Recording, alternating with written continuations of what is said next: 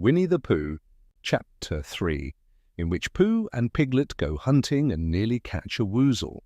The piglet lived in a very grand house in the middle of a beech tree, and the beech tree was in the middle of the forest, and the piglet lived in the middle of the house. Next to his house was a piece of broken board which had Trespassers W on it. When Christopher Robin asked the piglet what it meant, he said it was his grandfather's name.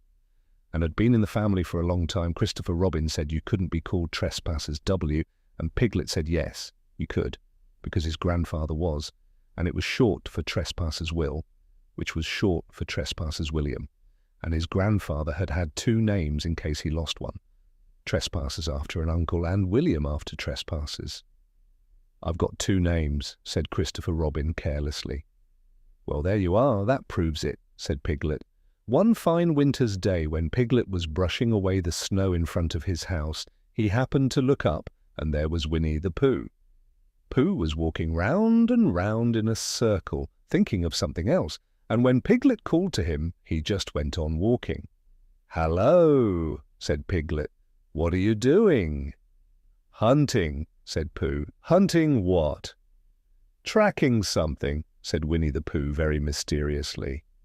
"Tracking what?" said Piglet, coming closer. "That's just what I ask myself. I ask myself, what? What do you think you'll answer?" "I shall have to wait until I catch up with it," said Winnie-the-Pooh. "Now look there." He pointed to the ground in front of him. "What do you see there?" "Tracks," said Piglet. "Paw marks." He gave a little squeak of excitement. "Oh, Pooh! Do you think it's a woozle?" "It may be," said Pooh. "Sometimes it is, and sometimes it isn't. You never can tell with paw marks." With these few words, he went on tracking, and Piglet, after watching him for a minute or two, ran after him. Winnie-the-Pooh had come to a sudden stop and was bending over the tracks in a puzzled sort of way. "What's the matter?" asked Piglet. "It's a very funny thing," said Bear, "but there seem to be two animals now. This, whatever it was, has been joined by another, whatever it is, and the two of them are now proceeding in company. Would you mind coming with me, Piglet, in case they turn out to be hostile animals?" Piglet scratched his ear in a nice sort of way and said that he had nothing to do until Friday, and would be delighted to come in case it really was a woozle. "You mean in case it really is two woozles," said Winnie-the-Pooh, and Piglet said that anyhow he had nothing to do until Friday. So off they went together. There was a small spinney of larch trees just here, and it seemed as if the two woozles, if that is what they were, had been going round this spinney. So round this spinney went Pooh and Piglet after them, Piglet passing the time by telling Pooh what his grandfather Trespassers W had done to remove stiffness after tracking, and how his grandfather Trespassers W had suffered in his later years from shortness of breath and other matters of interest, and Pooh wondering what a grandfather was like, and if perhaps this was two grandfathers they were after now, and if so, whether he would be allowed to take one home and keep it, and what Christopher Robin would say. And still the tracks went on in front of them. Suddenly Winnie-the-Pooh stopped and pointed excitedly in front of him. "Look!" "What?" said Piglet with a jump. And then, to show that he hadn't been frightened, he jumped up and down once or twice more in an exercising sort of way. "The tracks," said Pooh. "A third animal has joined the other two." "Pooh!" cried Piglet. "Do you think it is another woozle?" "No," said Pooh, "because it makes different marks. It is either two woozles and one as it might be whizzle, or two as it might be whizzles and one, if so it is woozle. Let us continue to follow them." So they went on, feeling just a little anxious now, in case the three animals in front of them were of hostile intent. And Piglet wished very much that his grandfather TW were there instead of elsewhere, and Pooh thought how nice it would be if they met Christopher Robin suddenly but quite accidentally, and only because he liked Christopher Robin so much.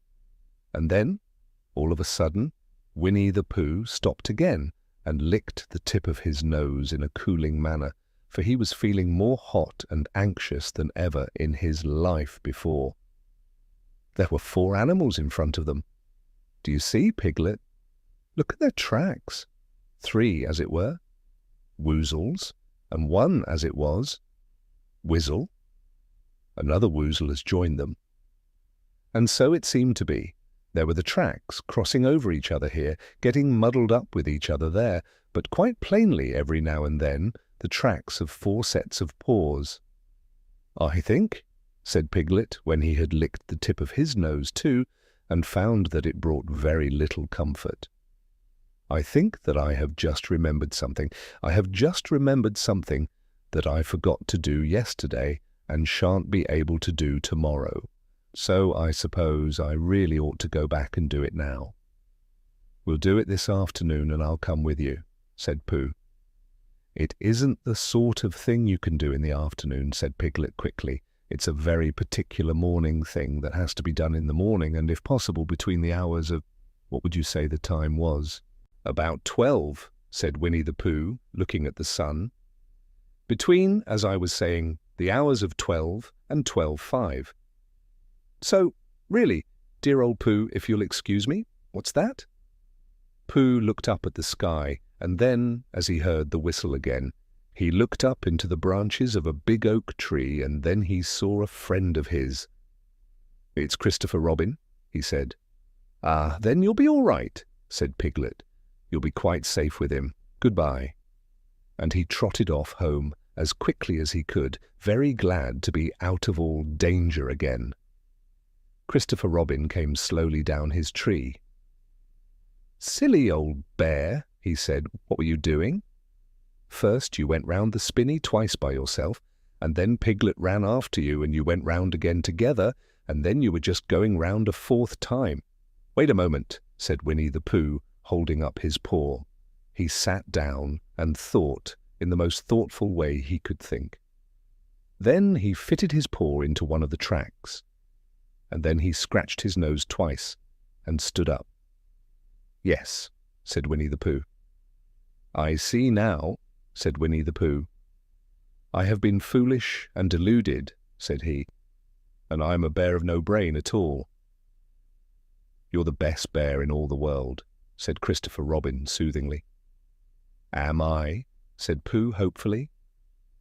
And then he brightened up suddenly. "Anyhow," he said, "it is nearly luncheon time." So he went home for it.